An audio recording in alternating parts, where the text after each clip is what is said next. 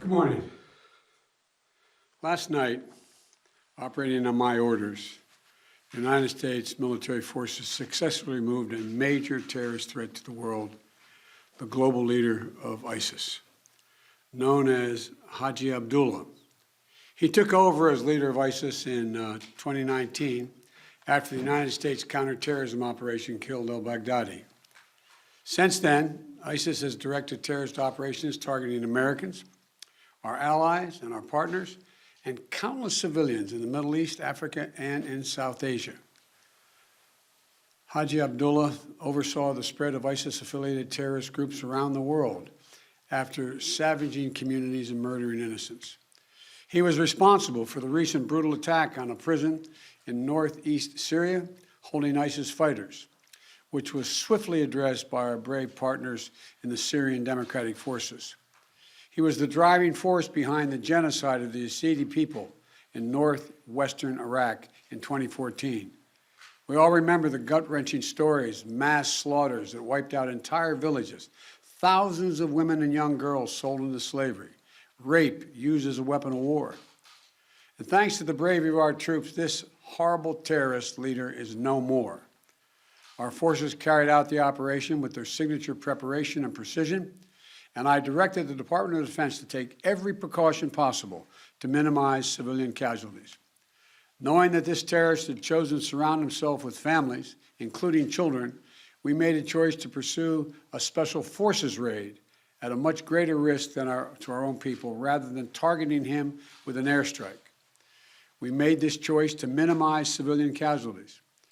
Our team is still compiling the report, but we do know that as our troops approached to capture the terrorist, in a final act of desperate cowardness, he, with no regard to the lives of his own family or others in the building, he chose to blow himself up, not just to the vest, but to blow up that third floor, rather than face justice for the crimes he has committed, taking several members of his family with him, just as his predecessor did.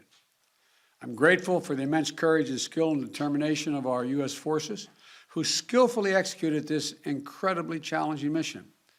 The members of our military are the solid steel backbone of this nation, ready to fly into danger at a moment's notice to keep our country and the American people safe, as well as our allies. And I'm also grateful to the families of our service members.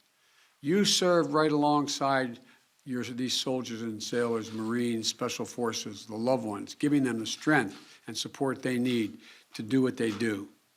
To our service members and their families, we're forever grateful for what you do for us, and we owe you a debt. Thank you. We're also aided by the essential partnership of the Syrian Democratic Forces. I want to commend our dedicated intelligence community, the Department of Defense, and members of our national security team throughout the government, whose meticulous and tireless work over the course of many months ensured that this mission succeeded. This operation is testament to America's reach and capability to take out terrorist threats no matter where they try to hide anywhere in the world. I'm determined to protect the American people from terrorist threats, and I'll take decisive action to protect this country. And we'll continue working with our close allies and partners, the Syrian Democratic Forces, the Iraqi security forces, including the Kurdish Peshmerga, and more than 80 members of the global coalition to keep pressure on ISIS to protect our homeland. We remain vigilant. We remain prepared. Last night's operation took a major terrorist leader off the battlefield, and it sent a strong message to terrorists around the world. We will come after you and find you. Once again, today, we continue our unceasing effort to keep the American people safe and to strengthen the security of our allies and partners around the world. I want to thank you all, and may God bless you, and may God protect our troops. I'm heading off to New York right now. I'm late, and I thank you for your time. Appreciate it. Mr. President, Compromise been eliminated, sir. how many U.S. troops were involved, sir? Mr. President, how many civilian casualties were there?